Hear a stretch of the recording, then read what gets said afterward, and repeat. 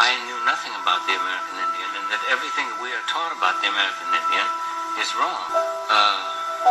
It's inaccurate. And our school books are hopelessly lacking, perhaps criminally lacking, in revealing what our relationship was with the Indian. I'm tired. I'm really tired of the manipulation. Also, what we've learned about the Indians has been largely taught to us by Hollywood and by motion pictures. They have educated us. Indians have been tragically misrepresented in films and in our history books, in our attitudes, in our reporting. So we must set about to re-educate ourselves. So we are not true. It's a lie. That's right, Michael. The history books are lying. You need to know that. You must know that. When third world countries are misrepresented, they're likely to be valueless. When Mercator maps exaggerate the importance of Western civilization, when the top of the map is given to the Northern Hemisphere, and the bottom is given to the Southern, then people will tend to adopt top and bottom attitudes.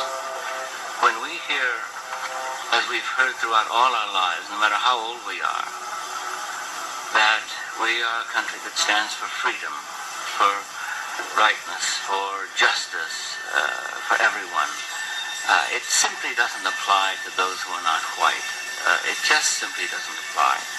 And we were the most rapacious, aggressive, destructive, torturing, monstrous people who swept from one coast to the other, murdering and causing mayhem among the Indians. When we say, especially, that we are going to keep our treaties and that we do keep our word and that we, above all people, do keep our word,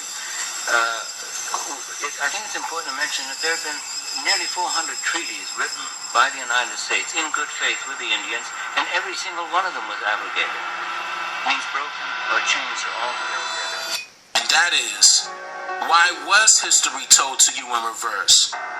Now, this question alone will be continuously answered throughout this particular segment and also throughout nearly all of my content that I present to the public.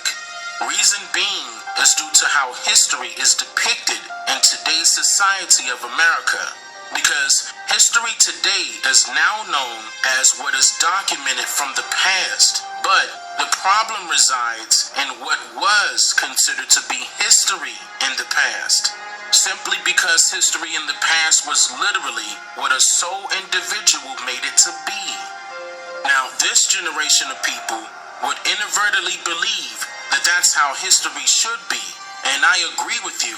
However, I would add that generational past history differs from, say, for example, like LeBron James making history in one of his past championship games.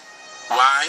Well, merely due to how generational past history is formatted, in which it would teach generations of people a fictitious story of unforeseen information, a one-directional, or rather one-sided story told by a particular group of people in order to establish and maintain a deceitful hidden agenda of propaganda that will manipulate its readers or listeners into a system of theology and indoctrination.